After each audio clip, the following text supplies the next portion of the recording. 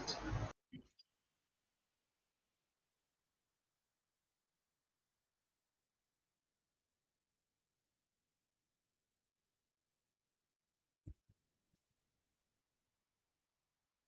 morning. Join ചെയ്യണുള്ളല്ലേ? എത്ര പേരായി? 7 പേരായിട്ടുണ്ട്.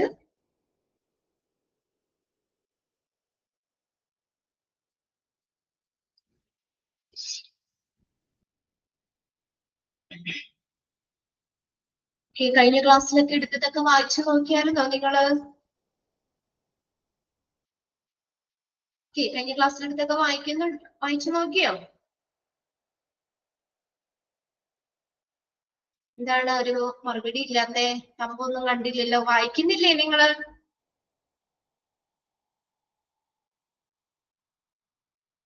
കേൾക്കാൻ പറ്റുന്നില്ലേ? യെസ്. സൂര്യ ഇവിടെ ഒരു തമ്പ് തന്നിട്ടുണ്ട്. ബാക്കി ആരും വായിക്കണില്ലേ? അന്നന്ന് എടുക്കുന്ന കാര്യങ്ങള് അന്ന് തന്നെ ഒരു പ്രാവശ്യം വായിച്ചു വെക്കാം. നമ്മൾ ക്ലാസ് തുടങ്ങിയപ്പോ തന്നെ പറഞ്ഞതാണ്.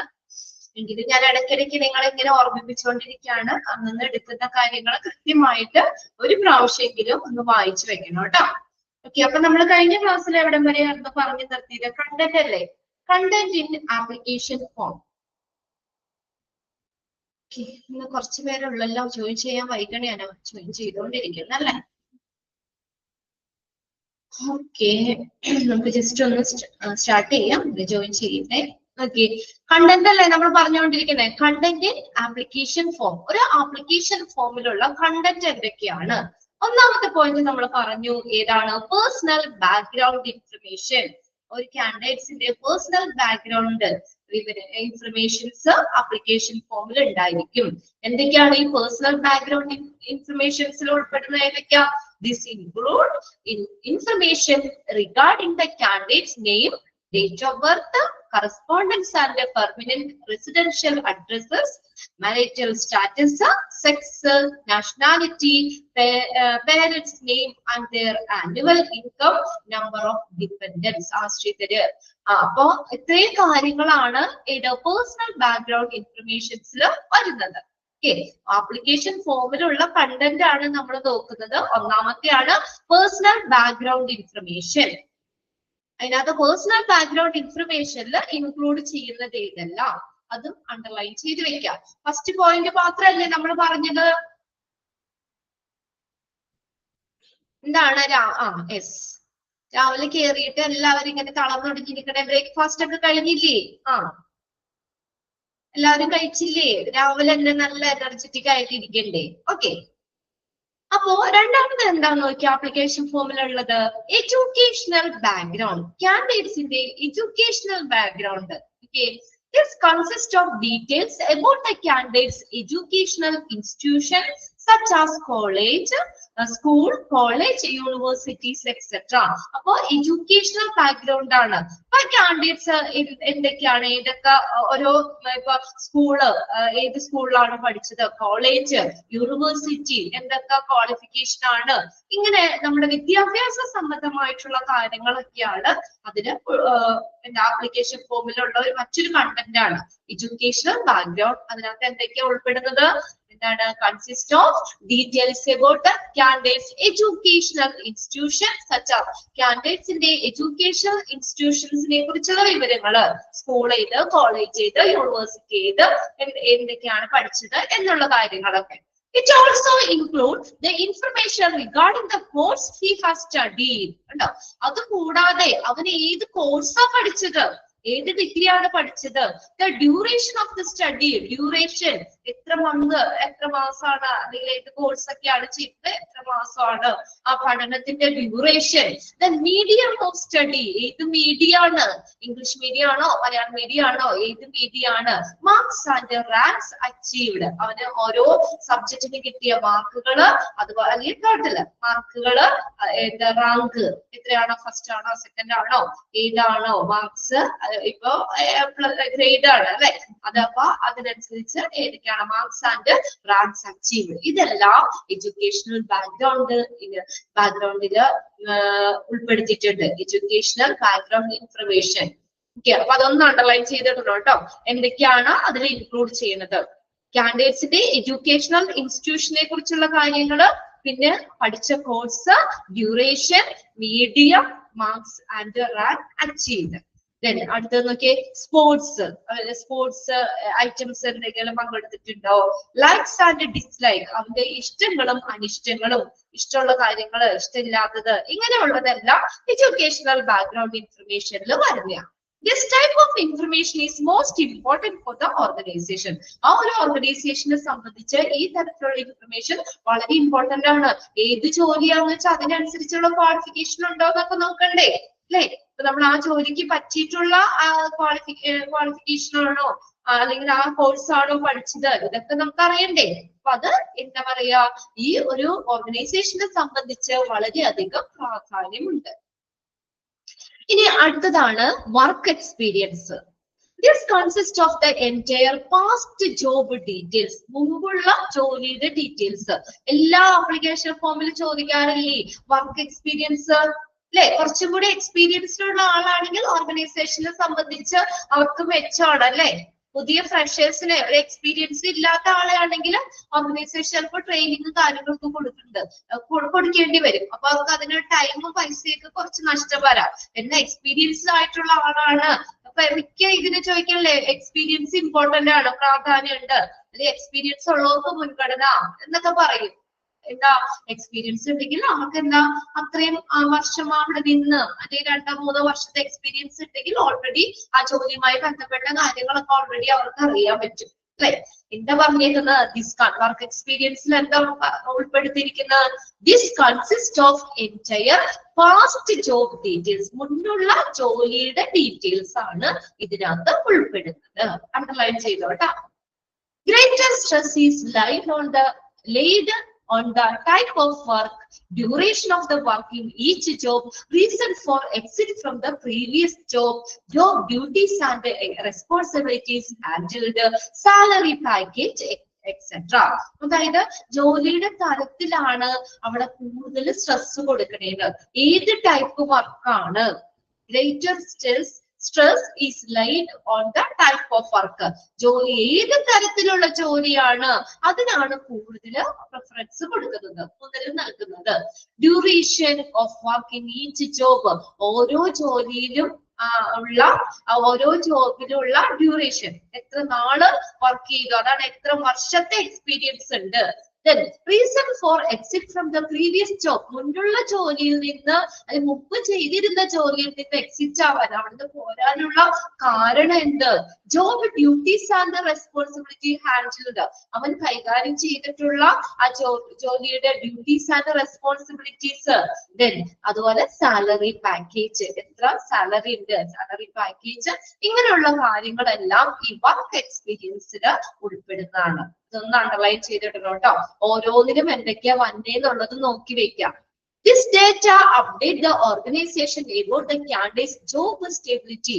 ഇതെന്തിനാ അങ്ങനെ ഈ ഡേറ്റ, ഈ വർക്ക് എക്സ്പീരിയൻസ് എന്ന് പറയുന്നത് ആപ്ലിക്കേഷൻ ഫോമിൽ കൊടുത്തേക്കുന്നത് എന്തിനു വേണ്ടിയാ, കാൻഡിഡേറ്റ്സിന്റെ ജോലിയുടെ സ്ഥിരത, അല്ലെ? ജോലിയുടെ ആ സ്ഥിരത. This data updates the organization about the candidate's job stability. ആ സ്ഥിരമായിട്ട് നിൽക്കുന്ന ആളാണോ, സ്ഥിരതയുണ്ടോ, his behavior towards the work, ജോലിയോടുള്ള അവന്റെ ആ ബിഹേവിയർ എങ്ങനെയാണ്, his attitude, അവന്റെ മനോഭാവം, ആ ജോലിയോടുള്ള അതുപോലെ പ്രീവിയസ് എംപ്ലോയറിനോടുള്ള, മുന്നേ ജോലി ചെയ്ത ആ സ്ഥാപനത്തിലെ എംപ്ലോയർ ഇല്ലേ, അദ്ദേഹത്തോടുള്ള ആറ്റിറ്റ്യൂഡ് എങ്ങനെയാണ്. ആൻഡ് ലോയലിറ്റി എന്ന് പറഞ്ഞാൽ എന്താ, വിശ്വസ്തത ടുവേഴ്സ് ദ പ്രീവിയസ് എംപ്ലോയറിനോടുള്ള വിശ്വസ്തത, അതുപോലെ ആറ്റിറ്റ്യൂഡ്, അവരുടെ മനോഭാവം എങ്ങനെയാണ്, വർക്കിനോടുള്ള അവന്റെ ബിഹേവിയർ എങ്ങനെയാണ്, ജോബിന്റെ സ്റ്റേബിലിറ്റി എങ്ങനെയാണ്, ഇങ്ങനെയുള്ള കാര്യങ്ങളെ കുറിച്ചുള്ള ഡേറ്റ നമുക്ക് അപ്ഡേറ്റ് ചെയ്യാൻ പറ്റും. ഓക്കെ, വർക്ക് എക്സ്പീരിയൻസ് എന്ന് പറഞ്ഞ ആ ആപ്ലിക്കേഷൻ ഫോമിൽ ഉൾപ്പെട്ടിരിക്കുന്ന കാര്യമാണ് വർക്ക് എക്സ്പീരിയൻസ്. ഇത്രയും കാര്യങ്ങൾ നമുക്ക് അതിൽ നിന്ന് അറിയാൻ പറ്റും. ഇപ്പൊ അല്ലേ, ഒരു വർഷമായിട്ട് നിന്നു അല്ലെങ്കിൽ 1 മാസം 2 മാസം നിന്നു എന്നൊക്കെ പറയുമ്പോൾ അവന് ജോലിയിൽ സ്ഥിരതയില്ല. എന്നാൽ ഇത്ര വർഷം 5 വർഷമായിട്ട് ആ ജോലിയിൽ നിൽക്കുക എന്ന് പറയുമ്പോൾ നമുക്ക് അത് ആ കാൻഡിഡേറ്റ്സ് ഒരു ജോബ് സ്റ്റെബിലിറ്റി നമുക്കറിയാം. പിന്നെ അതുപോലെ വർക്കിനോടുള്ള ഒരു ഇത് നല്ലൊരു ഇതാണ്, സീരിയസ് ആയിട്ട് തന്നെ കാണുന്ന വ്യക്തിയാണ്. പിന്നെ അതുപോലെ തന്നെ എംപ്ലോയറിനോട് അല്ലെ, എംപ്ലോയറിനോടുള്ള ആറ്റിറ്റ്യൂഡ്, അതുപോലെ തന്നെ വിശ്വാസം. ഇത്രയും വർഷം 5 വർഷമൊക്കെ ഒരു സ്ഥാപനത്തിൽ നിൽക്കുക എന്ന് പറഞ്ഞ വലിയൊരു കാര്യം തന്നെയാണ്. നല്ല രീതിയിൽ അവിടെ നിൽക്കുന്നത് കൊണ്ടല്ലേ അല്ലെ ആ ജോലിയോടുള്ള അവന്റെ ഒരു മനോഭാവം, ഇതൊക്കെ നമുക്ക് അതിൽ നിന്ന് അറിയാൻ പറ്റും. ഓക്കെ, ഇനി അടുത്തത് ആപ്ലിക്കേഷൻ ഫോമിൽ ഉൾപ്പെടുത്തിയിരിക്കുന്ന കാര്യമാണ് salary. Application form also asked for the salary that the candidate is presently obtaining. ഇപ്പോ ആ കാൻഡിഡേറ്റ്സിന് നമ്മൾ ആ നേരത്തെ ജോലി ചെയ്ത ആ സ്ഥാപനം, അവിടെ നിന്ന് കാൻഡിഡേറ്റ്സ് കിട്ടുന്ന സാലറി എത്രയാണ് അത് ചോദിക്കാം. അത് അതിനകത്ത് ഉൾപ്പെടുത്തിയിട്ടുണ്ട്. And what he is expecting from the organization. നമ്മുടെ ഈ സ്ഥാപനത്തിൽ നിന്ന് അവൻ പ്രതീക്ഷിക്കുന്ന സാലറി എക്സ്പെക്ട് ചെയ്യുക എന്ന് വെച്ചാൽ പ്രതീക്ഷിക്കുന്ന സാലറി എത്രയാണ് ഈ ഒരു സ്ഥാപനത്തിൽ നിന്ന് എക്സ്പെക്ട് ചെയ്യുക, പ്രതീക്ഷിക്കുന്ന സാലറി ഉണ്ടോ. അപ്പൊ ഇതെല്ലാം നമ്മളെ ആപ്ലിക്കേഷൻ ഫോമിൽ ഉണ്ടായിരിക്കും. Then application form also asked for the salary that the candidate is presently obtaining. Present ആയിട്ട് അവർക്ക് കിട്ടുന്ന സാലറി, അതുപോലെ എക്സ്പെക്ടഡ് സാലറി, ആ ഒരു സ്ഥാപനത്തിൽ നിന്ന് കാൻഡിഡേറ്റ്സ് എക്സ്പെക്ട് ചെയ്യുന്ന സാലറി എത്രയാണ് ചോദിക്കാനുള്ള. എക്സ്പെക്ടഡ് സാലറി എന്ന് പറഞ്ഞാൽ അവിടെ സ്പേസ് ഉണ്ട് നമുക്ക് എഴുതാനായിട്ട്. ഇത്ര രൂപ നമ്മൾ അവിടെ നിന്ന് പ്രതീക്ഷിക്കുന്നു. അത് ശരി. അടുത്തതാണ് പേഴ്സണൽ ഐറ്റംസ്. പേഴ്സണൽ ഐറ്റംസിൽ എന്തൊക്കെയാ വന്നേന്നൊക്കെ, this comprises a person's like and dislike, ഒരു വ്യക്തിയുടെ ഇഷ്ടങ്ങള് അനിഷ്ടങ്ങള്. അസോസിയേഷൻ മെമ്പർഷിപ്പ് എന്ന് വെച്ചാൽ എന്താ, അസോസിയേഷൻ മെമ്പർഷിപ്പ് ഏതെങ്കിലും ഒരു അസോസിയേഷനിൽ അവർ മെമ്പർ ആണെങ്കിൽ ആ നമ്പർ, ഏതെങ്കിലും അസോസിയേഷനിൽ മെമ്പർ ആണോ, association membership. Sports, then hobbies, ഇതെല്ലാവരും പേഴ്സണൽ ഐറ്റംസിൽ ഉൾപ്പെടുന്നതാണ്. ഒന്ന് അണ്ടർലൈൻ ചെയ്ത് വെച്ചോട്ടെ അത് എന്തൊക്കെയാണ് എന്നുള്ളത്. കംപ്രൈസസ് എന്ന് പറഞ്ഞാൽ ഉൾപ്പെടുക. എന്തൊക്കെയാ, persons like and dislike, association membership, sports and hobbies. Then അടുത്തതാണ് reference. It includes the name, address, and the contact details of the person who can be contacted for reference. റെഫറൻസിനായിട്ട് ബന്ധപ്പെടേണ്ട ആ വ്യക്തിയുടെ പേര്, അഡ്രസ്, കോണ്ടാക്ട് ഡീറ്റെയിൽസ്, ഇതൊക്കെയാണ് റെഫറൻസിൽ വരുന്നത്. റെഫറൻസിനായി നമുക്ക് ആ സ്ഥാപനത്തിൽ ഓർഗനൈസേഷന് ബന്ധപ്പെടാവുന്ന ആ വ്യക്തിയുടെ നെയിം, അഡ്രസ്, കോണ്ടാക്ട് ഡീറ്റെയിൽസ്. ഇത്രയും കാര്യങ്ങൾ ആപ്ലിക്കേഷൻ ഫോമിൽ ഉണ്ടായിരിക്കും. ആപ്ലിക്കേഷൻ ഫോം ഫില്ല് ചെയ്തോന്ന് ഇതൊക്കെ ഉണ്ടായിരുന്നില്ലേ അതിനകത്ത്? പേഴ്സണൽ ബാക്ക്ഗ്രൗണ്ട് ഇൻഫർമേഷൻ അതേക്കുറിച്ച് ചോദിക്കാറുണ്ട്, ആപ്ലിക്കേഷൻ ഫോമിൽ ഉൾപ്പെടുത്തിയിട്ടുണ്ട്. Educational background information, work experience, salary, personal items, references. Okay, clear ആണോ? കണ്ടന്റ് ഇതൊക്കെ ഒന്ന് മനസ്സിലാക്കി വെക്കുക കേട്ടോ. എന്തൊക്കെയാണ് നമ്മുടെ ആപ്ലിക്കേഷൻ ഫോമിൽ ഉണ്ടാവണേന്ന്. നമുക്കൊരു ആപ്ലിക്കേഷൻ ഫോം ഫില്ല് ചെയ്യുമ്പോ ഇങ്ങനെയുള്ള കാര്യങ്ങളൊക്കെ നമ്മളത് മനസ്സിൽ കാണണം. ഇതൊക്കെ ചോദിക്കാം അതിനകത്ത്. അടുത്തതാണ് അഡ്വാൻറ്റേജ് ഓഫ് ആപ്ലിക്കേഷൻ ഫോം. ഒരു ആപ്ലിക്കേഷൻ ഫോമിന്റെ അഡ്വാൻറ്റേജ് എന്തൊക്കെയാണ്, ഗുണങ്ങൾ എന്തൊക്കെയാണ്, എന്തിനാ നമ്മൾ ഈ ആപ്ലിക്കേഷൻ ഫോം ഫില്ല് ചെയ്യുന്നത്, അല്ലെങ്കിൽ ആപ്ലിക്കേഷൻ ഫോമിന്റെ ഗുണങ്ങൾ, അഡ്വാൻറ്റേജ് എന്തൊക്കെയാന്നൊക്കെ. Advantages of using application form ആണ് ഒരു ആപ്ലിക്കേഷൻ ഫോം ഉപയോഗിക്കുന്നത് കൊണ്ടുള്ള advantage. A standardized application form gives a formal introduction of the potential applicants.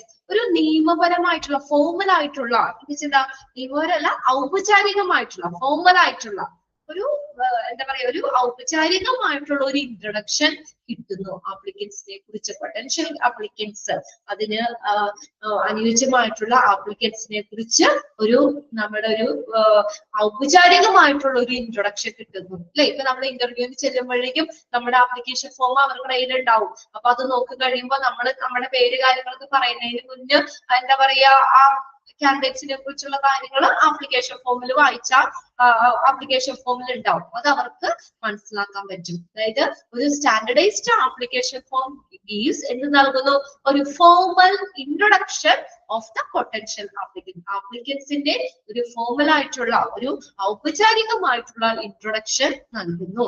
ആപ്ലിക്കൻസിന്റെ details തന്നെയല്ല അതിനകത്തുള്ളത്. രണ്ടാമത്തെ നോക്കിയേ, with the help of the application form, the firm is able to extract valuable information about the different applicants and compare them.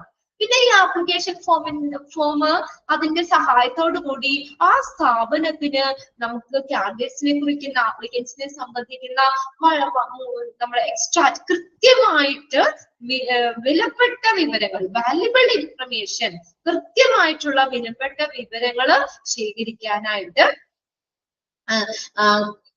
ഈ application form help ചെയ്യുന്നുണ്ട്. പിന്നെ അതുപോലെ തന്നെ ഈ ആപ്ലിക്കൻസിനെ തമ്മിൽ കമ്പയർ ചെയ്യാനും about the different applicants and compare them.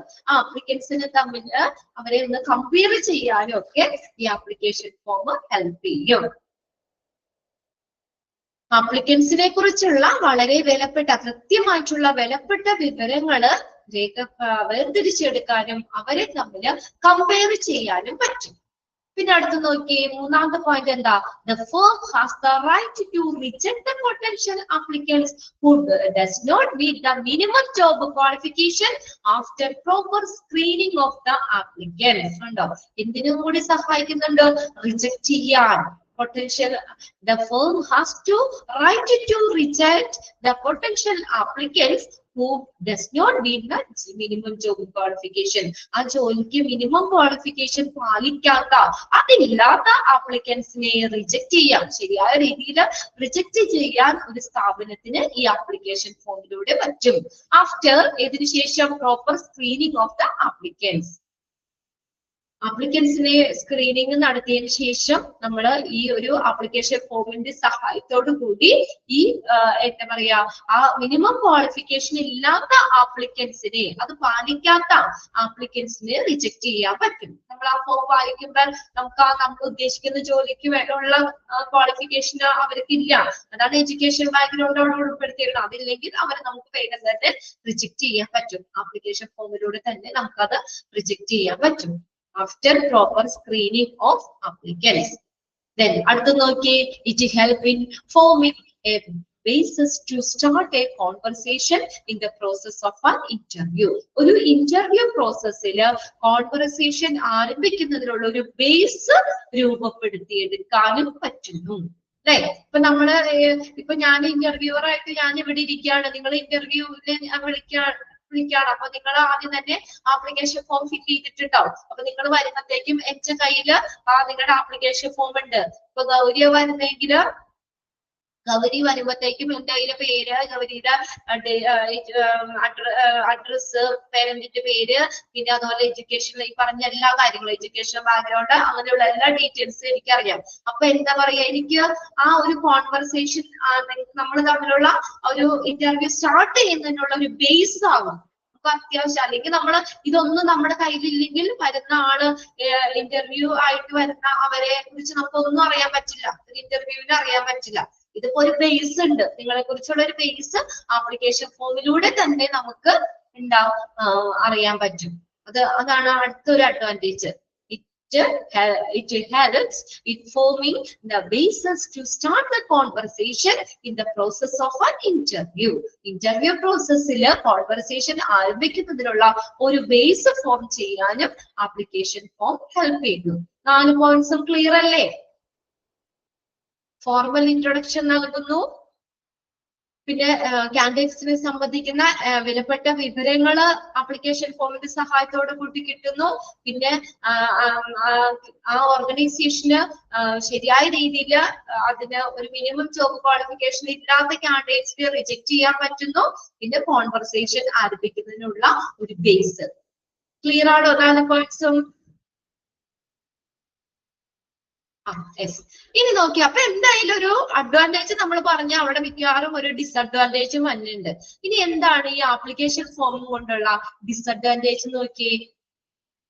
In the selection process, using application form create various problems which are attributed to the following factors. അതായത് ഈ സെലക്ഷൻ പ്രോസസ്സിൽ നമ്മൾ ആപ്ലിക്കേഷൻ ഫോം ക്രിയേറ്റ് ചെയ്തുകൊണ്ട് പല പ്രശ്നങ്ങളും ഉണ്ടാകാം. അതാണ് ഈ പറഞ്ഞേക്കുന്നത് കേട്ടോ.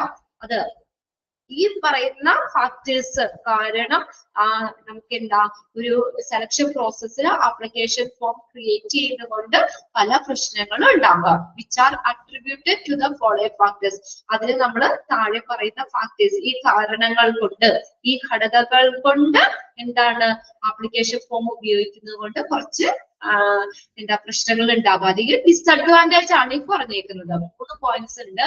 ഒന്നാമത് നോക്കിയേ, sometimes firms design certain application form very carelessly. ഉണ്ടോ? ചിലപ്പോൾ ഈ ഓർഗനൈസേഷൻ ആപ്ലിക്കേഷൻ ഫോം വളരെ കെയർലെസ് ആയിട്ട്, വളരെ ശ്രദ്ധയില്ലാതെ നമ്മളിങ്ങനെ വെറുതെ അങ്ങോട്ട് ഡിസൈൻ ചെയ്യാം. അപ്പോൾ ചിലപ്പോ എന്താ, നമ്മൾ ഈ പറഞ്ഞ കണ്ടന്റ് നമ്മൾ പറഞ്ഞില്ലേ, അതെല്ലാരും ആപ്ലിക്കേഷൻ ഫോമിൽ ഉൾപ്പെടുത്തുന്നുണ്ട്. അപ്പൊ പലതരപ്പെട്ട പല കാര്യങ്ങളും ചിലപ്പോ ചോദിക്കാതെ, അത് അങ്ങനെയുള്ള കാര്യങ്ങൾ ഉൾപ്പെടുത്താതെ കെയർലെസ് ആയിട്ട് ആപ്ലിക്കേഷൻ ഫോം ചില സ്ഥാപനങ്ങൾ ഡിസൈൻ ചെയ്യാം. അതൊരു പോരായ്മയാണ്. അപ്പൊ കാൻഡിഡേറ്റ്സിനെ സംബന്ധിക്കുന്ന എല്ലാ വിവരങ്ങളും നമുക്ക് എന്താ പറയാ ശേഖരിക്കാൻ പറ്റില്ല. ആപ്ലിക്കേഷൻ ഫോമിൽ ഉൾപ്പെടുത്തേണ്ട പല കാര്യങ്ങളും ചിലപ്പോൾ മിസ്സായി പോകാം. അതാണ് അവർ ചില സ്ഥാപനങ്ങൾ ചിലപ്പോൾ ആപ്ലിക്കേഷൻ ഫോം വളരെ ശ്രദ്ധയില്ലാതെ, കെയർലെസ്ലി അശ്രദ്ധമായിട്ടാണ് ഡിസൈൻ ചെയ്യുന്നത്. അപ്പൊ അതിൻ്റെതായ പോരായ്മകൾ വരാറുണ്ട്. അടുത്ത നോക്കിയേ, few applicants are expert in giving false information about their qualification. ഇനി ചില സൂത്രക്കാരുണ്ട്. അതായത് ആപ്ലിക്കേഷൻ ഫോമിൽ ചോദിച്ച ക്വസ്റ്റ്യൻസ് ഒക്കെ ഇല്ലേ, അതിന് തെറ്റായ വിവരങ്ങൾ രേഖപ്പെടുത്താൻ എക്സ്പേർട്ട് ആയിട്ടുള്ള കുറച്ച് ആപ്ലിക്കൻസ് ഉണ്ട്. കണ്ടോ? Few applicants are expert in giving false information about their qualification. ക്വാളിഫിക്കേഷനെ സംബന്ധിക്കുന്ന തെറ്റായ വിവരങ്ങൾ രേഖപ്പെടുത്താനായിട്ട് അല്ലെങ്കിൽ അങ്ങനെ കൊടുക്കുന്ന, തെറ്റായ വിവരങ്ങൾ നൽകുന്ന കുറച്ച് എക്സ്പേർട്ട് ആയിട്ടുള്ള ആപ്ലിക്കൻസ് ഉണ്ട്. Which is difficult to verify. അപ്പൊ അത് അങ്ങനെ വരുമ്പോൾ എന്താണ്, നമുക്കത് വെരിഫൈ ചെയ്യാനായിട്ട് ബുദ്ധിമുട്ടാകാം. അടുത്ത നോക്കിയേ, there can be possibility that the HR person faces problem in assessing the information about the applicants that are mentioned in the application form. അടുത്തത്, ഈ ആപ്ലിക്കേഷൻ ഫോമില് ആപ്ലിക്കൻസ് മെൻഷൻ ചെയ്തിട്ടുള്ള, ആപ്ലിക്കേഷൻ ഫോമില് ആപ്ലിക്കൻസ് രേഖപ്പെടുത്തിയിട്ടുള്ള വിവരങ്ങള് അസസ് ചെയ്യാൻ, അതിനെ വിലയിരുത്താൻ HR പേഴ്സണൽസ് പല പ്രശ്നങ്ങളും face ചെയ്യാം. അതിനുള്ളൊരു സാധ്യതയുണ്ട്. There can be a possibility, ഒരു സാധ്യതയുണ്ടെന്നാ പറഞ്ഞേക്കണേ.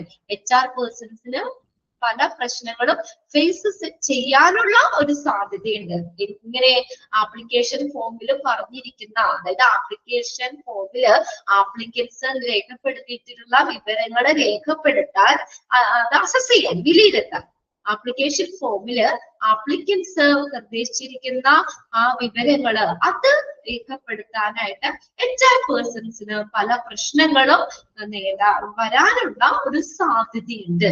ഇത് മൂന്നുമാണ് ഡിസഡ്വാൻറ്റേജ്. ഡിസഡ്വാൻറ്റേജിൽ ഇൻക്ലൂഡ് ചെയ്യുന്നത് ഏത്, ഇൻക്ലൂഡ് ചെയ്യാത്തത് ഏതെന്നൊക്കെ ചോദിക്കാം. ക്ലിയർ ആണോ? ഡിസഡ്വാൻറ്റേജസ് ഓഫ് ആപ്ലിക്കേഷൻ ഫോം വായിക്കുമ്പോ തന്നെ അറിയാലോ ഡിസഡ്വാൻറ്റേജിൽ ഇൻക്ലൂഡ് ചെയ്തതാണ് ആണോ അല്ലയോ എന്നൊക്കെ ചോദിച്ചാ നിങ്ങൾ തമ്പിട്ടാലാട്ടോ ഞാൻ അടുത്തത് എടുക്കോളൂ. എസ് ഒരാക്കടെയെങ്കിലും തമ്പ് കണ്ടില്ലെങ്കിൽ എനിക്ക് അറിയാൻ പറ്റില്ല നിങ്ങൾക്ക് ക്ലിയർ ആയോ, ഇനി ഒന്നുകൂടി പറയണോ എന്താണെന്ന്. എന്നാലാണ് ഓരോന്നും എടുക്കുമ്പോൾ ഓക്കെ ആണോ എന്ന് ചോദിച്ചു പോണത്. പിന്നീട് നമുക്കത് റിപ്പീറ്റ് ചെയ്യാനുള്ള നമുക്ക് സമയമില്ല. എടുക്കുമ്പോൾ തന്നെ നിങ്ങളും കൂടി ഒന്ന് മനസ്സിലാക്കി വെക്കാം. ഇനി നെക്സ്റ്റ് നോക്കി. അപ്പോ നമ്മള് എന്താണ് ആപ്ലിക്കേഷൻ ഫോം, അതിന്റെ കണ്ടന്റ്, അഡ്വാൻറ്റേജ്, ഡിസഡ്വാൻറ്റേജ് ഒക്കെ പഠിച്ചു. ഇനി അടുത്തതാണ് selection test.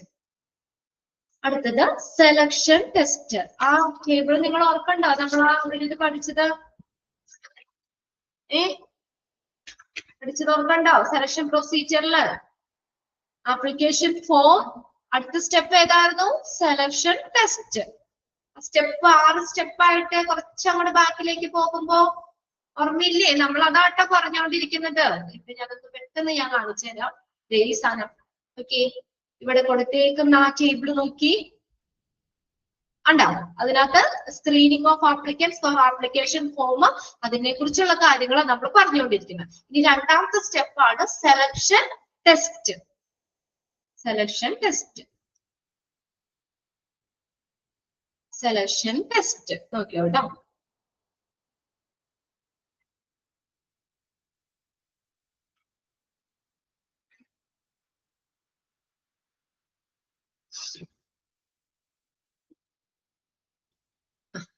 Selection test.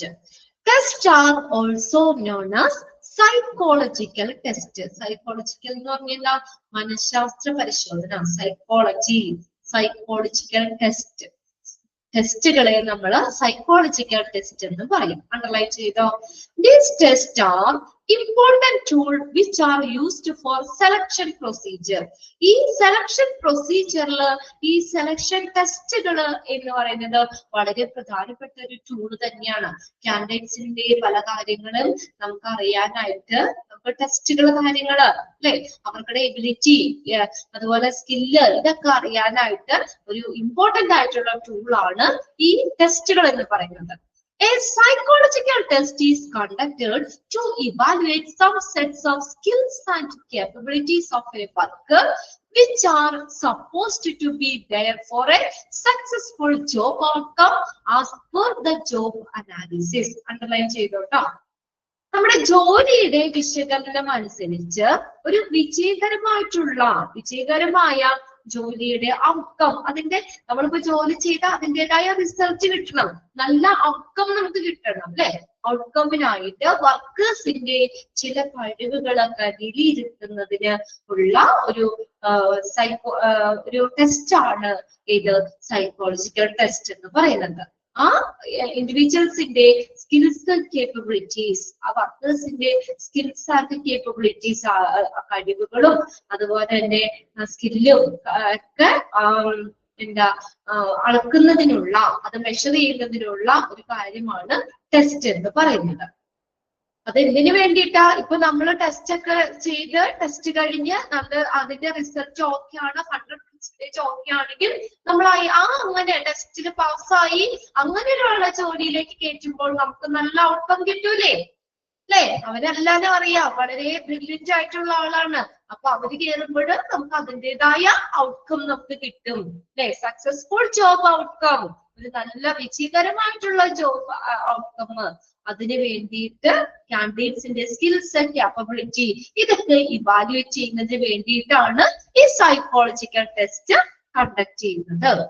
A test is a tool designed to evaluate the selective psychological elements. Underline ചെയ്തിട്ട് നമ്മുടെ സെലക്റ്റീവ് ആയിട്ടുള്ള തിരഞ്ഞെടുത്ത സൈക്കോളജിക്കൽ എലമെന്റ്സ്, മനഃശാസ്ത്രപരമായിട്ടുള്ള ഘടകങ്ങളെ വിലയിരുത്തുന്നതിന് വേണ്ടിയിട്ട് ഡിസൈൻ ചെയ്യുന്നതിനാണ്. ഇവാലുവേറ്റ് ചെയ്യാന്ന് വെച്ചാൽ വിലയിരുത്തുന്നതിന് വേണ്ടിയിട്ട് ഡിസൈൻ ചെയ്തിട്ടുള്ള ഒരു ടൂളാണ് ഏതെന്ന് പറയുന്നത് ടെസ്റ്റ് എന്ന് പറയുന്നത്. ആ സെന്റൻസ് ഒന്ന് underline ചെയ്തോട്ടോ. Dash is a tool designed to evaluate the selective psychological elements. Selective psychological എലമെന്റ്സിനെ ഇവാലുവേറ്റ് ചെയ്യാം, മൂല്യനിർണ്ണയം നടത്തുന്നതിന് വേണ്ടി ഡിസൈൻ ചെയ്തിട്ടുള്ള ഒരു ഉപകരണമാണ് ഏത് ടെസ്റ്റ് എന്ന് പറയുന്നത്.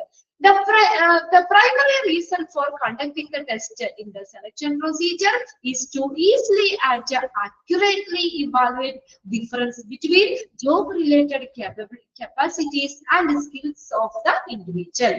ഇനി പ്രധാനപ്പെട്ട പ്രൈമറി റീസൺ എന്താണ് ഈ ടെസ്റ്റ് കണ്ടക്ട് ചെയ്തുകൊണ്ടുള്ള സെലക്ഷൻ പ്രൊസീജിയറിൽ നമ്മൾ രണ്ടാമത്തെ സ്റ്റെപ്പായിട്ടാണ് സെലക്ഷൻ ടെസ്റ്റുകൾ പറയുന്നത്. ഈ സെലക്ഷൻ പ്രൊസീജിയറിൽ ഈ സെലക്ഷൻ ടെസ്റ്റുകൾ കണ്ടക്ട് ചെയ്യുന്നത് കൊണ്ടുള്ള ഒരു പ്രധാനപ്പെട്ട റീസൺ എന്താ? എന്തിനു വേണ്ടി ഇത് ചെയ്യുന്നത്?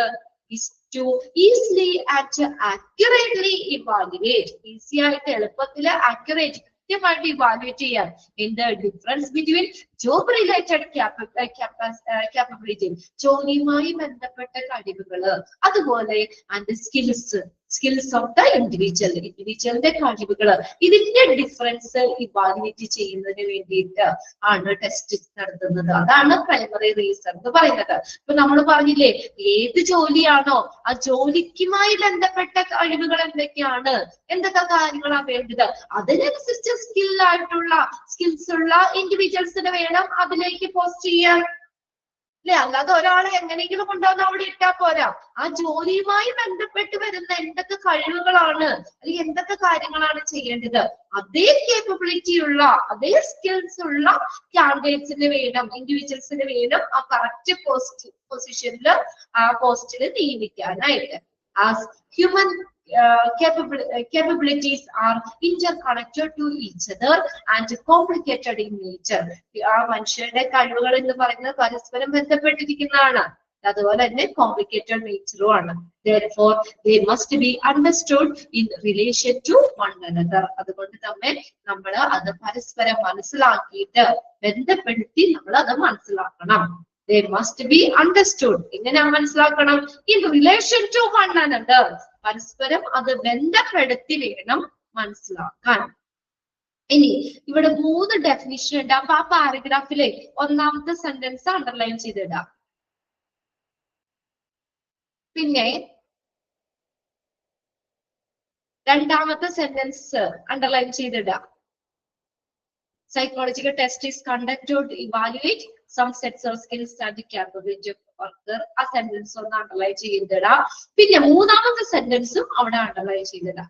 Dash is a tool designed to evaluate selective psychological elements. അതും അണ്ടർലൈൻ ചെയ്തിട്ടേക്കാം. ഇനി നമ്മൾ പഠിക്കേണ്ടത് അവിടെ 3 ഡെഫിനിഷൻ ഉണ്ട്. അക്കോർഡിംഗ് ടു ഡാഷ് ആര് പറഞ്ഞ ഡെഫിനിഷൻ ആണ്, അല്ലെങ്കിൽ എന്താണ് ആ ഡെഫിനിഷൻ? ഡെഫിനിഷൻ ബൈഹാർട്ട് എഴുതണ്ട, ബൈഹാർട്ട് ചെയ്ത് പഠിക്കണ്ട. അത് ആ ഡെഫിനിഷൻ തന്നിട്ട് അത് ആർക്കിന്റെ ഡെഫിനിഷൻ ആണെന്ന് ചോദിച്ചു കഴിഞ്ഞാൽ അത് എല്ലാ ഭാഗത്തിനും മനസ്സിലാക്കി വെക്കണം.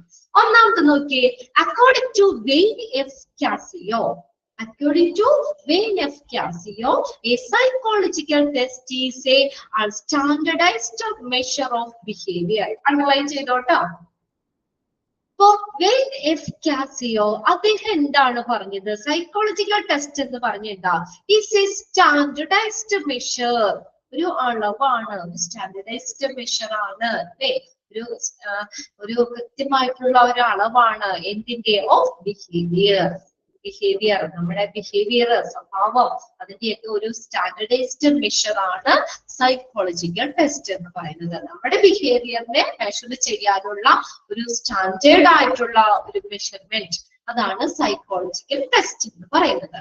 അണ്ടർലൈൻ ചെയ്തോട്ടോ, ഫുൾ ആയിട്ട് അണ്ടർലൈൻ ചെയ്തോ. അക്കോർഡിംഗ് ടു ഡാഷ് എന്ന് പറഞ്ഞിട്ട് കോമേറ്റിട്ട് ഇതുപോലെ സൈക്കോളജിക്കൽ ടെസ്റ്റീസ് അങ്ങനെ തരാം, അല്ലെങ്കിൽ നമുക്ക് ആ സെന്റൻസ് തരാണ് അവിടെ. അത് ആർക്കടെ ഡെഫിനിഷൻ എന്ന് പറഞ്ഞുകൊണ്ട് അങ്ങനെ ചോദിക്കാം.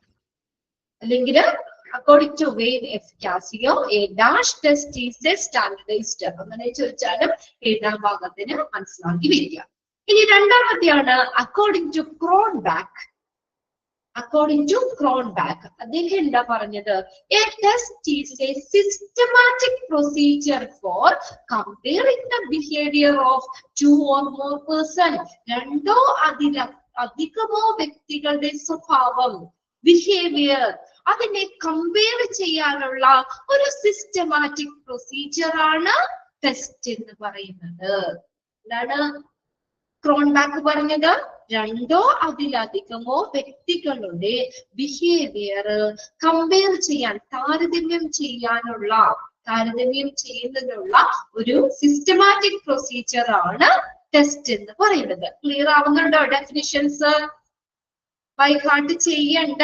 അവിടെ ഒന്നില്ലെങ്കിൽ ഡാഷ് ഇട്ട് അക്കോർഡിംഗ് ടു ഡാഷ് എന്ന് ചോദിക്കാം, അല്ലെങ്കിൽ അത് തന്നിട്ട് A dash is A systematic procedure അങ്ങനെയും ചോദിക്കാം. ടെസ്റ്റ് എന്ന് പറഞ്ഞ ഒരു സിസ്റ്റമാറ്റിക് പ്രൊസീജിയർ ആണ് ഫോർ എന്തിനാ വേണ്ടി? Comparing the behaviour of 2 or more person.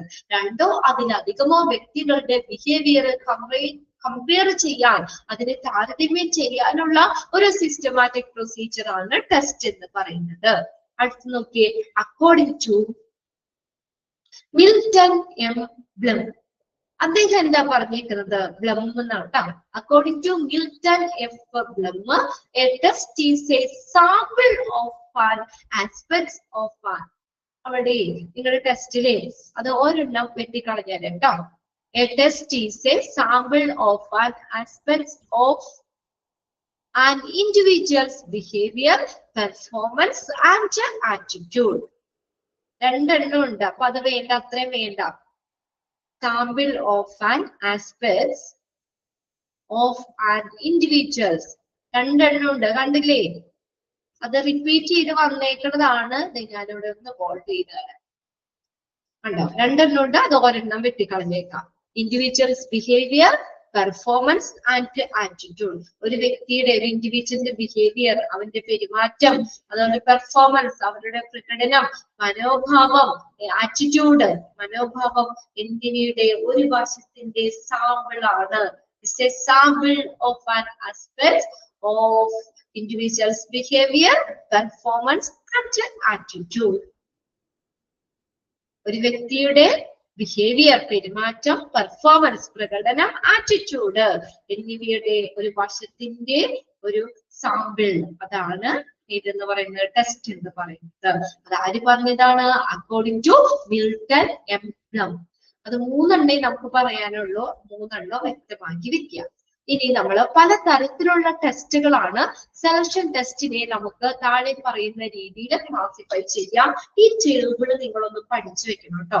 അതായത് ഇപ്പൊ ആപ്റ്റിറ്റ്യൂഡ് ടെസ്റ്റിൽ വരുന്ന ഏത്, അച്ചീവ്മെന്റ് ടെസ്റ്റിൽ വരുന്നത് ഏത്, പേഴ്സണാലിറ്റി ടെസ്റ്റിൽ വരുന്ന ഏത്, സിറ്റുവേഷണൽ ടെസ്റ്റിൽ വരുന്നത് ഏത്, അങ്ങനെയൊക്കെ ചോദിക്കാം.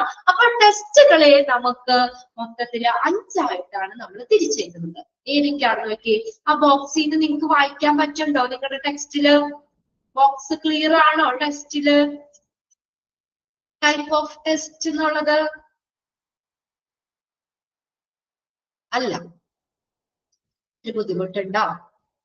നോക്കിയേ, ഇതിനകത്ത് ഞാൻ ഷെയർ ചെയ്തേക്കുണ്ട്. ഞാനത് വായിക്കുകയും ചെയ്യാം. അപ്പൊ നിങ്ങൾക്കൊന്ന് നോക്കാം. Type of test. ടെസ്റ്റുകളെ നമുക്ക് 5 ആയിട്ട് തിരിക്കാം. Aptitude test, aptitude test, achievement test. എന്താണ് achievement test? Then interest test, personality test, situational test. പേരുകൾ മാത്രം ഒന്ന് നോക്കി വെച്ച് ഏതൊക്കെയാണ് നമ്മൾ ടെസ്റ്റുകളെ ക്ലാസിഫൈ ചെയ്തിരിക്കുന്നത്? 5 തരമായിട്ടാണ്. ഏതാണ്? Aptitude test, achievement test, interest test, personality test and situational test. Personality test and situational test. ഇനി ഓരോന്നും നമുക്ക് ഡീറ്റെയിൽ നോക്കാം കേട്ടോ. ഒന്നാമത്തെയാണ് ആപ്റ്റിറ്റ്യൂഡ് ടെസ്റ്റ്. എന്താ ആപ്റ്റിറ്റ്യൂഡ് എന്ന് പറഞ്ഞാൽ? APTITUDE, aptitude. എന്താ ആപ്റ്റിറ്റ്യൂഡ്? അഭിരുചി അല്ലെ? നമുക്ക് ഓരോരുത്തർക്കും നമ്മുടെ ഉള്ളിലുള്ള ചില കഴിവുകൾ ഉണ്ടാവും. നമുക്ക് പ്രത്യേക എന്തിനോടൊക്കെ ഉള്ള ഒരു താല്പര്യം, നമ്മുടെ അഭിരുചിയാണ്. അഭിരുചി പരിശോധന, ആപ്റ്റിറ്റ്യൂഡ് ടെസ്റ്റ്. അതായത് ഒരു പ്രത്യേക മേഖലയിലെ ഒരു വ്യക്തിയുടെ സ്വാഭാവികമായിട്ടുള്ള കഴിവ് അല്ലെങ്കിൽ ശേഷി, അതൊക്കെ അളക്കുന്ന ടെസ്റ്റ് ആണ് ആപ്റ്റിറ്റ്യൂഡ് ടെസ്റ്റ്. ചിലർക്ക് പടം വരയ്ക്കാനുള്ള കഴിവുണ്ടാവാം, ജന്മനേ ഉണ്ടാവാം. അപ്പൊ നമ്മൾ അത് മനസ്സിലാക്കി കഴിഞ്ഞാൽ അവര് ആ ഒരു ഫീൽഡിലേക്ക് ആയിക്കഴിഞ്ഞാൽ അവിടെ അവർക്ക് നന്നായിട്ട് പെർഫോമൻസ് ചെയ്യാൻ പറ്റും. ചിലർക്ക് ചെറുപ്പം മുതലേ നമുക്ക് അറിയാൻ പറ്റും, അവർക്ക് പാട്ട് പാടാനുള്ള കഴിവുണ്ട്. അതൊക്കെ അവരുടെ ആപ്റ്റിറ്റ്യൂഡാണ്. അപ്പൊ ആ ആപ്റ്റിറ്റ്യൂഡ്, അഭിരുചി അളക്കുന്ന ഒരു പരിശോധന. ഇപ്പൊ ഞാൻ പറയാം, ഇപ്പൊ നമ്മളൊരു ജോലിക്ക് നമ്മളൊരു ചോദിച്ചിട്ട് നമ്മൾ സെലക്ട് ചെയ്യാം. അപ്പൊ അവിടെ നമ്മളൊരു ആപ്റ്റിറ്റ്യൂഡ് ടെസ്റ്റ് നടക്കുകയാണെങ്കിൽ അവന്റെ അഭിരുചി അറിയാൻ പറ്റും അല്ലെ? ഇപ്പൊ നമുക്ക് മാത്തമാറ്റിക്സിലുള്ള ഒരു കഴിവ് അളക്കാനായിട്ട് ഒരു ആപ്റ്റിറ്റ്യൂഡ് ടെസ്റ്റ് നടത്താണ്. അപ്പൊ അവിടെ നമ്മളൊരു ക്ലറിക്കൽ ജോലിയൊക്കെ ആയിരിക്കും നമുക്ക് ഒഴിവ് വന്നേക്കുന്നത്. അപ്പൊ മാത്സ് എന്തായാലും അറിയണം. ഓഫീസ് വർക്ക് കാര്യങ്ങളൊക്കെ ആകുമ്പോൾ കണക്ക് കൂട്ടാനും കുറയ്ക്കാനും അങ്ങനെയൊക്കെ ഉള്ള കാര്യങ്ങളൊക്കെ നമ്മൾ എന്തായാലും അറിഞ്ഞിരിക്കണം. അപ്പൊ അവർക്ക് വേണമെങ്കിൽ എന്താണ് ആപ്റ്റിറ്റ്യൂഡ് ടെസ്റ്റ് കൊടുക്കാം, അഭിരുചി പരിശോധന. അപ്പൊ അങ്ങനെ അപ്പൊ ഒരു വ്യക്തിക്ക് നമ്മൾ മാത്സില് നല്ല മാത്സിലുള്ള കഴിവ്, മാത്തമാറ്റിക്സിലുള്ള കഴിവ് അളക്കുന്ന ഒരു ആപ്റ്റിറ്റ്യൂഡ് ഓരോ ഫീൽഡിലുണ്ട്, ഓരോ മേഖലയിലുണ്ട്. ഒരു വ്യക്തിക്ക് മാത്തമാറ്റിക്സിലുള്ള കഴിവ് അളക്കുന്ന ഒരു ആപ്റ്റിറ്റ്യൂഡ് ടെസ്റ്റ് നമ്മൾ കൊടുക്കുകയാണെങ്കിൽ നമുക്ക് എത്രത്തോളം മാത്സിൽ അവരുടെ കഴിവുണ്ടെന്ന് അളക്കാൻ പറ്റും. അതനുസരിച്ച് മാത്തമാറ്റിക്സ് പരമായിട്ടുള്ള ജോലിയിൽ അയാളെ സെലക്ട് ചെയ്യാം. മനസ്സിലാവണ്ട പറയുന്നത്? അപ്പൊ അതിനകത്ത് അയാള് സ്യൂട്ടബിൾ ആയിരിക്കും. ഗണിതശാസ്ത്രപരമായിട്ടുള്ള ജോലിക്ക് അയാള് അനുയോജ്യനായിരിക്കും. ക്ലിയർ ആവണ്ടോ പറയുന്നത്? ഇപ്പൊ മാത്തമാറ്റിക്സിലുള്ള ആപ്റ്റിറ്റ്യൂഡ് ടെസ്റ്റ് നമ്മൾ നടത്തുകയാണെങ്കിൽ എന്താ, അപ്പൊ അവന് മാത്സിലുള്ള കഴിവ് എത്രത്തോളം ഉണ്ടെന്ന് അപ്പൊ ആ ടെസ്റ്റ് നമ്മൾ നടത്തി. ആ ടെസ്റ്റ് നടത്തിയില് ഫുൾ ഉണ്ട്, 100 ഔട്ട് ഓഫ് 100 100 മാർക്ക് തന്നെയുണ്ട്. അപ്പൊ നമുക്ക് ആ കുട്ടി എന്തായാലും ആ കാൻഡിഡേറ്റ്സ് മാത്സിൽ ബ്രില്യന്റ് ആയിരിക്കുമല്ലോ. അപ്പൊ നമുക്ക് ആ മാത്സിൽ അയാൾ ബ്രില്യന്റ് ആണെന്ന് കണ്ടു കഴിഞ്ഞാൽ എന്ത് ചെയ്യാൻ പറ്റും? അദ്ദേഹത്തെ മാത്തമാറ്റിക്സ് പരമായിട്ടുള്ള ജോലിയിലേക്ക് അദ്ദേഹത്തിന് സെലക്ട് ചെയ്യാം. മനസ്സിലായോ? എന്താണ് ആപ്റ്റിറ്റ്യൂഡ് ടെസ്റ്റ് എന്ന് പറഞ്ഞാൽ? അഭിരുചി പരിശോധന. Okay, it is a test designed for evaluating the growth level achieved by your somewhat similar and clearly stated capabilities. ഒന്ന് അണ്ടർലൈൻ ചെയ്തോട്ടെ. അത് നമുക്ക് നേടിയ ഒരു ഗ്രോത്ത് ലെവല് അതിനെ ഇവാലുവേറ്റ് ചെയ്യുന്നതിന് വേണ്ടിയിട്ടാണ് ഡിസൈൻ ചെയ്തിട്ടുള്ളതാണ് ആപ്റ്റിറ്റ്യൂഡ് ടെസ്റ്റ് എന്ന് പറയുന്നത്. ആപ്റ്റിറ്റ്യൂഡ് ടെസ്റ്റ് ഇവിടെ നോക്കിയേ, these capabilities may include ഈ capability കഴിവുകൾ ആപ്റ്റിറ്റ്യൂഡ് ടെസ്റ്റിൽ എന്തൊക്കെ കഴിവുകളാണ് വരുന്നത്? പ്രസന്റേഷൻ ഓഫ് ഡയമെൻഷൻ, അളവുകള്, അതിന്റെ പ്രസന്റേഷൻ, അളവുകള്, കാര്യങ്ങള്, ന്യൂമറിക്കൽ എബിലിറ്റി, നമ്പേഴ്സ് ഹാൻഡിൽ ചെയ്യാനുള്ള അതിന്റെ കഴിവുകള്, ഓർ ഇമോഷണൽ എബിലിറ്റി, ഇതെല്ലാം ആപ്റ്റിറ്റ്യൂഡ് ടെസ്റ്റിന് പെടുന്ന കാര്യങ്ങളാണ്. This test aim at evaluating the capability of an individual or the hidden ability. ആ ഇൻഡിവിജ്വലിന്റെ കഴിവ് അല്ലെങ്കിൽ അവരുടെ ഉള്ളില് ഒളിഞ്ഞിരിക്കുന്ന കഴിവുകള് to learn what he has been given to him if provided proper training. അപ്പൊ നമ്മൾ ഒരു ആപ്റ്റിറ്റ്യൂഡ് ടെസ്റ്റ് നടത്തി നമുക്ക് എന്തിലാണ് അഭിരുചി എന്ന് മനസ്സിലാക്കി. അപ്പൊ ആ മേഖലയിൽ അവർക്ക് പ്രോപ്പർ ട്രെയിനിങ് കൊടുക്കുകയാണെങ്കിൽ നമുക്ക് നല്ല പെർഫോമൻസ് അവർ കാഴ്ചവെക്കാൻ പറ്റും. അതുപോലെ കമ്പനിയുടെ ഒരു നല്ലൊരു സക്സസിലേക്കും അത് കാരണമാകും. These tests are categorized as follows. ഈ ടെസ്റ്റുകളെ നമുക്ക് വീണ്ടും കാറ്റഗറൈസ് ചെയ്യാം, തിരിക്കാം. ആപ്റ്റിറ്റ്യൂഡ് ടെസ്റ്റ് എന്ന് പറഞ്ഞ് മനസ്സിലായോ? അഭിരുചി, നമുക്ക് ആ ഒരു വ്യക്തിയുടെ സ്വാഭാവിക കഴിവ് അല്ലെങ്കിൽ ശേഷി ഇത് അളക്കുന്നതിനുള്ള ടെസ്റ്റ് ആണ്. ആ ടെസ്റ്റ് നടത്തി കഴിഞ്ഞാൽ അതിൽ ആ കാൻഡിഡേറ്റ്സ് ഓക്കെ ആണെങ്കിൽ അതുമായിട്ട് റിലേറ്റ് ചെയ്ത ജോലിയിലേക്ക് അവരെ പോസ്റ്റ് ചെയ്യാൻ പറ്റും. ക്ലിയർ ആയില്ലേ? അതിനെ നമ്മൾ വീണ്ടും 5 ആയിട്ട് തിരിച്ചിട്ടുണ്ട്. സോറി 4 കേട്ടോ. 4 ആയിട്ട് തിരിച്ചിട്ടുണ്ട് ആപ്റ്റിറ്റ്യൂഡ് ടെസ്റ്റുകളെ. ഏതൊക്കെയാന്ന് നോക്കിയേ? Intelligent test, mechanical aptitude test, psychomotor test, clerical aptitude test. കിട്ടിയോ? ഒന്നാമത് നോക്കിയേ, ഇന്റലിജൻസ് ടെസ്റ്റ്. ഇന്റലിജൻസ് ടെസ്റ്റ് എന്ന് പറഞ്ഞാൽ എന്താ അപ്പൊ മെഷർ ചെയ്യുന്നത്? അപ്പൊ ഏരിയ തന്നെ അറിയാലോ, അവരുടെ ബുദ്ധിശക്തിയാണ്, ഇന്റലിജൻസ് ആണ് അവിടെ നോക്കുന്നത്. These tests are made for the purpose of evaluating various mental tasks. നമ്മുടെ മെന്റൽ ടാസ്കുകള്, മെന്റലി നമ്മുടെ എന്താ പറയാ, നമുക്ക് എന്താണ് എത്രത്തോളം കഴിവ്, കാര്യങ്ങൾ, നമ്മുടെ മെന്റൽ എബിലിറ്റി, മാനസികമായിട്ടുള്ള കഴിവുകളാണ്. Like reasoning, comprehension and judgement തുടങ്ങിയ പല മെന്റൽ ടാസ്കുകളെയാണ് അവിടെ ഇവാലുവേറ്റ് ചെയ്യുന്നത്. And intelligent test is designed to provide the basic idea about an individual's mental ability. Underline ചെയ്ത sentence. An intelligent test is designed to provide a basic idea about an individual's mental ability. അപ്പൊ എന്താ ഇവിടെ ഇങ്ങനെ ചോദിക്കാം, dash is designed to provide a basic idea about an individual mental ability. Mental ability എന്ന് കാണുമ്പോൾ തന്നെ അറിയാലോ ഏത് ടെസ്റ്റ് ആണ്? Intelligent test. ക്ലിയർ ആയില്ല? സെന്റൻസ് അണ്ടർലൈൻ ചെയ്തോളാം കേട്ടോ. ഇതിനു വേണ്ടിയാ ഡിസൈൻ ചെയ്തേക്കുന്നത്. പ്രൊവൈഡ് ബേസിക് ഐഡിയ അബൌട്ട് ആ ഇൻഡിവിജ്വൽ മെന്റൽ എബിലിറ്റി. ആ ഇൻഡിവിജ്വലിന്റെ വ്യക്തികളുടെ അല്ലെങ്കിൽ കാൻഡിഡേറ്റ്സിന്റെ മെന്റൽ എബിലിറ്റി അത് ഇവാലുവേറ്റ് ചെയ്യുന്നതിന് വേണ്ടിയാണ്. ഇൻ സിമ്പിൾ വേർഡ്സ്, കുറച്ചും കൂടി സിമ്പിൾ ആയിട്ട് പറയുകയാണെങ്കിൽ, this test evaluate the various human behaviour in an effective manner in comparison to another devices. മറ്റൊരു ഡിവൈസുമായിട്ട് കമ്പയർ ചെയ്യുന്ന പോലെ നമ്മുടെ ഹ്യൂമൻ ബിഹേവിയർ വളരെ ഫലപ്രദമായ രീതിയിൽ തന്നെ നമുക്ക് എന്ത് ചെയ്യാൻ പറ്റും, മറ്റു ഡിവൈസുകളുമായിട്ട് കമ്പയർ ചെയ്തതുപോലെ ഹ്യൂമൻ ബിഹേവിയർ നമുക്ക് ഫലപ്രദമായ രീതിയിൽ ഇവാലുവേറ്റ് ചെയ്യാൻ പറ്റും. ഈ ടെസ്റ്റ് ഇവാലുവേറ്റ് ചെയ്യാൻ പറ്റും. Then this test provides the persons with a standard way to compare the performance of an individual with the another. Individual performance മറ്റുള്ള ഇൻഡിവിജ്വലുമായിട്ട് കമ്പയർ ചെയ്യാനും ഈ ടെസ്റ്റ് അതിനുള്ള സൗകര്യം പ്രൊഫഷണൽസിന് അത് പ്രൊവൈഡ് ചെയ്യുന്നു. ഈ ടെസ്റ്റ് പ്രൊവൈഡ്സ് പ്രൊഫഷണൽ വിത്ത് സ്റ്റാൻഡർഡൈസ്ഡ് വേ. ഒരു സ്റ്റാൻഡർഡൈസ്ഡ് ആയിട്ടുള്ള മാർഗമാണ് ഇതിന് to compare the performance of an individual with the another. ഒരു ഇൻഡിവിജ്വലിന്റെ മറ്റൊരു ഇൻഡിവിജ്വലുമായിട്ട് കമ്പയർ ചെയ്യാനുള്ള ഒരു ഫലപ്രദമായിട്ടുള്ള മാർഗം ഈ പ്രൊഫഷണൽസിന് ഈ ടെസ്റ്റുകൾ പ്രൊവൈഡ് ചെയ്യുന്നു. belonging the same age group, അതേ പ്രായത്തിലെ ഏജ് ഗ്രൂപ്പിൽ ഉൾപ്പെടുന്നവര്. This test can give a factual data on cultural and biological differences among people as well.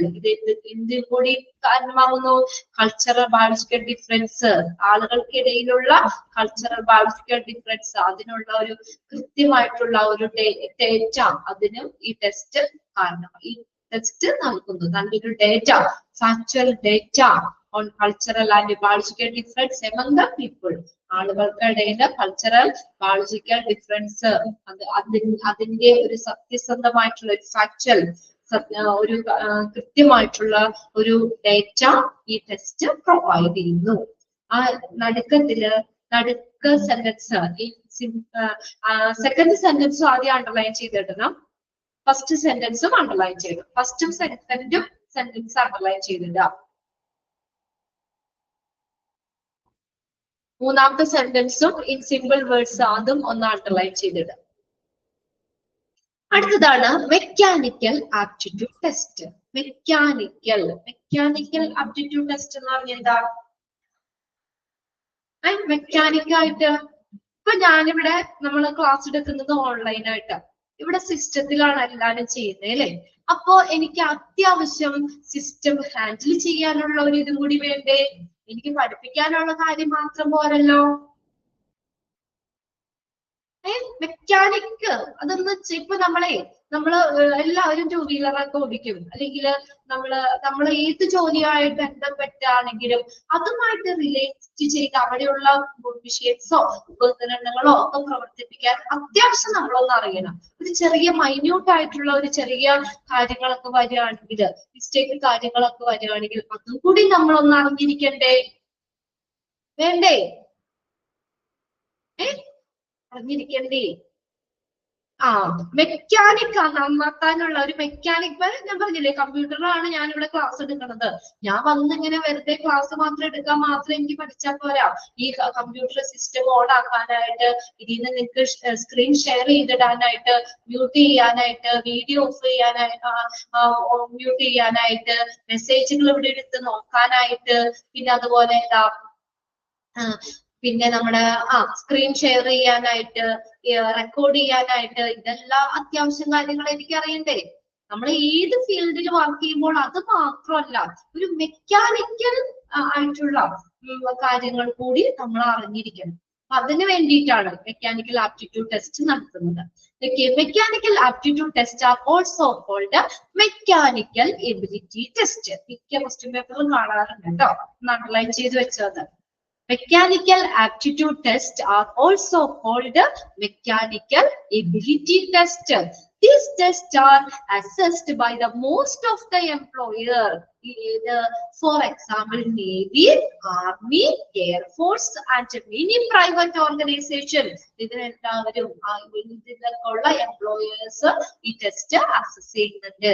These tests are used. ഇപ്പൊ നേവിയിൽ വേണം, മെക്കാനിക്കൽ ടെസ്റ്റുകൾ ആർമി, എയർഫോഴ്സ്, അങ്ങനെയുള്ള മറ്റു പ്രൈവറ്റ് ഓർഗനൈസേഷൻ ഇവിടെയൊക്കെ test assess ചെയ്യുന്നുണ്ട്. These tests are used by the employer during the phase of job application, and doing well in these tests means that the candidate is capable of the job he is looking for. എന്തിനു വേണ്ടിയാ ഈ ടെസ്റ്റുകളില് നമ്മൾ മികച്ച performance, നല്ല പ്രകടനം കാഴ്ചവെക്കുകയാണെങ്കിൽ വെക്കുന്നത് കാൻഡിഡേറ്റ്സിന് താൻ അന്വേഷിക്കുന്ന ജോലിക്ക് പ്രാപ്തരാണെന്ന് അർത്ഥമാക്കുന്നു അല്ലെ. ഇപ്പൊ നമുക്ക് ഏതാണോ അപ്പൊ അതുമായിട്ട് ബന്ധപ്പെട്ട നല്ല പെർഫോമൻസ് അവിടെ കാഴ്ചവെക്കുകയാണെങ്കിൽ അത് ഏറ്റവും ആപ്റ്റ് ആയിട്ടുള്ളത് തന്നെയാണ്. ആ കാൻഡിഡേറ്റ്സ് താൻ അന്വേഷിക്കുന്ന ജോലിക്ക് ഏറ്റവും പ്രാപ്തനാണെന്ന് എന്നുള്ളത് അർത്ഥമാക്കുന്നു. Every candidate seeking A new job in the mechanical field, ഒരു മെക്കാനിക്കൽ ഫീൽഡില് ജോലി അന്വേഷിക്കുന്ന candidates or promotion to the new position, ഒരു പുതിയ പൊസിഷനിലേക്ക് പ്രൊമോഷൻ ആഗ്രഹിക്കുന്ന candidates is required to pass this test before he is offered the job. ജോലി offer ചെയ്യുന്നതിന് മുന്നേ ഈ ടെസ്റ്റ് പാസ് ആയിരിക്കണം. ഓക്കെ, അതായത് മെക്കാനിക്കൽ ഫീൽഡില് അവർക്കുള്ള കഴിവുകൾ മെഷർ ചെയ്യുന്നതിന് വേണ്ടി, ഇവാലുവേറ്റ് ചെയ്യുന്നതിന് വേണ്ടിയിട്ടാണ് മെക്കാനിക്കൽ ആപ്റ്റിറ്റ്യൂഡ് ടെസ്റ്റ് നടത്തുന്നത്. ഇന്റലിജൻസ് എന്ന് പറഞ്ഞ ഉള്ളി നമ്മള് എന്താണ് മെന്റൽ എബിലിറ്റി മാത്രം, അതൊന്ന് അണ്ടർലൈൻ ചെയ്തോളൂ കേട്ടോ. ഇത് ഓരോ ടെസ്റ്റുകളും ചോദിക്കാറുണ്ട്. Dash test is designed to provide a basic idea of an individual's mental ability. Mental ability എന്ന് കാണുമ്പോൾ ഏതാ? Intelligence test. പിന്നെ അടുത്ത് നോക്കി രണ്ടാമത്തെ mechanical aptitude test are also called mechanical ability test.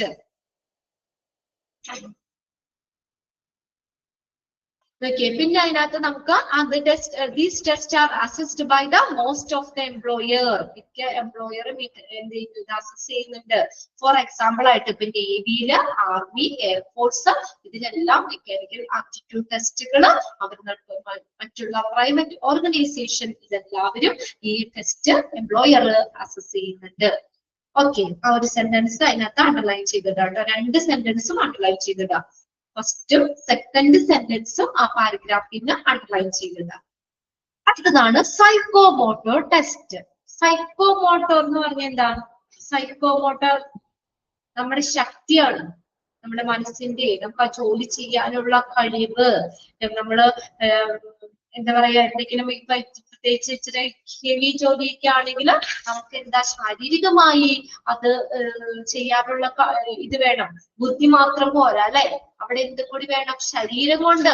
നല്ല അധ്വാനമുള്ള ജോലിയൊക്കെ ആണെങ്കിൽ നമ്മൾ ഫിസിക്കലി, നമ്മുടെ ശരീരം കൊണ്ട് ആ ജോലിക്ക് ആപ്റ്റ് ആവണം. നോക്കി അടുത്തത് psychomotor test. Psychomotor tests are considered for evaluating the capability of an individual with respect to a particular job. ആ പ്രത്യേക ജോലിയുമായി ബന്ധപ്പെട്ട ഇൻഡിവിജ്വലിന്റെ കേപ്പബിലിറ്റി, കഴിവ്, അത് ഇവാലുവേറ്റ് ചെയ്യുന്നതിനാണ് സൈക്കോമോട്ടോർ ടെസ്റ്റ് നടത്തുന്നത്. Underline ചെയ്തിട്ടോട്ടോ.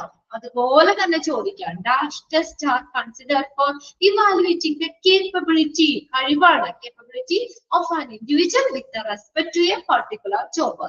This test is also help in taking any decision on mental skills and motor ability and also some other qualities. ഇതെല്ലാം അവരുടെ മെന്റൽ സ്കില്ല്, മോട്ടോർ എബിലിറ്റി എന്ന് പറഞ്ഞാൽ എന്താ?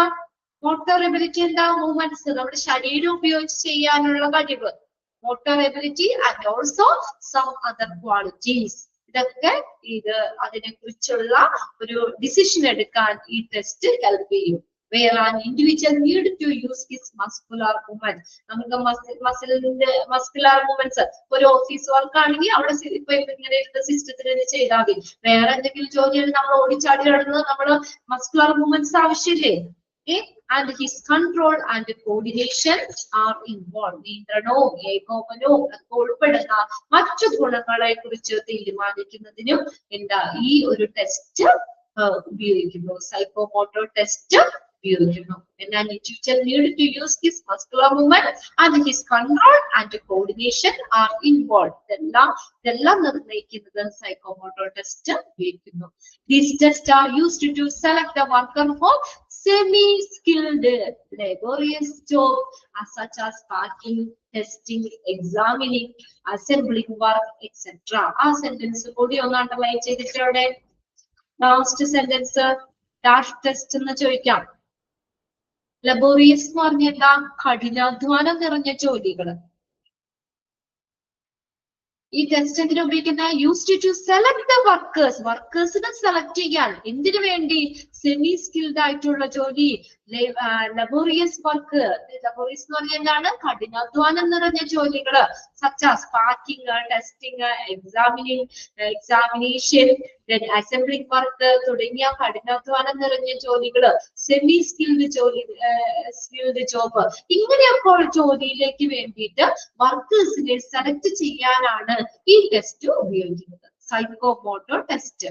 നമ്മള് എന്താ പറയാ, നമ്മള് ചില ഇന്റലിജൻസും ചില ജോലി ഇതിന്റെ നമ്മള് എന്താ ബുദ്ധി മാത്രം പോരാ അല്ലെ, അതിന്റെ ശരീരം കൊണ്ടും നമ്മൾ അത് ഫീലിംഗ് ആയിരിക്കണം. പ്രത്യേകിച്ച് കഠിനാധ്വാനമുള്ള ജോലികൾ ചെയ്യുമ്പോൾ ആള് എന്താണ് നമ്മൾ ഫിസിക്കലി അവര് മോട്ടോർ എബിലിറ്റിയും കൂടി നമ്മൾ അത് നോക്കണം. ഓക്കെ, ക്ലിയർ ആയോ? സൈക്കോമോട്ടോർ ഒരു ജോലിയുമായി ബന്ധപ്പെട്ട് അവന്റെ കേപ്പബിലിറ്റി, ആ ജോലി ചെയ്യാൻ അവനെ കഴിവുണ്ടാവും. കഴിവെന്ന് പറഞ്ഞാൽ എന്താ?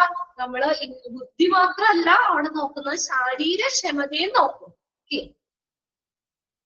ചില ജോലികളൊക്കെ ചെയ്യാനുള്ള ശരീര വഴക്കുണ്ടോ, ഫ്ലെക്സിബിലിറ്റി, ഇതൊക്കെ വിലയിരുത്തുന്നതിന് വേണ്ടിയിട്ടുള്ള നമ്മൾ ആ ഒരു ജോലി ചെയ്യുമ്പോൾ അവന്റെ ശരീരം എങ്ങനെ പ്രതികരിക്കുന്നു ചെയ്യാനായിട്ട്. അവർക്ക് ഒരു പെൻസിൽ പോലെ ഇരിക്കുന്ന ഒരാളെ കൊണ്ടുവന്നിട്ട് നമുക്ക് വലിയ ഹെവി ജോലി എടുക്കാൻ പറ്റും. ഒരു ചാക്ക് ചുമന്നുകൊണ്ട് നടക്കുന്ന ജോലിക്ക് പറ്റുമോ? അവനെ അതിലേക്ക് കയറ്റാൻ പറ്റുമോ? നല്ല അധ്വാനമുള്ള ജോലിയിലേക്ക് ഒരു പെൻസിൽ പോലെ ഇരിക്കുന്ന ഒരു ആരോഗ്യമില്ലാത്ത ഒരാളെ കൊണ്ടുവന്ന് നമുക്ക് പോസ്റ്റ് ചെയ്യാൻ പറ്റൂല. അതാണ് നമ്മുടെ ആ മോട്ടോർ എബിലിറ്റി ടെസ്റ്റ് ചെയ്യാനുള്ളതാണ് സൈക്കോമോട്ടോർ ടെസ്റ്റ്. ഒന്നാമത്തെ സെന്റൻസ് അണ്ടർലൈൻ ചെയ്തിട്ടുണ്ട്. പിന്നെ രണ്ടാമത്തെ സെന്റൻസും അണ്ടർലൈൻ ചെയ്തിടുക. Dash test help in taking any decision on the mental skill and motor എന്ന് തന്നെ കാണുമ്പോൾ അറിയാം നമുക്ക്. ആൻഡ് സം അതർ ക്വാളിറ്റീസ് എന്നുള്ളത്. പിന്നെ മൂന്നാമത്തെ സെന്റൻസ് അണ്ടർലൈൻ ചെയ്തിട്ടോ. Dash tests are used to select the workers for semi-skilled laborious job such as packing, testing, examination, assembling work, etc.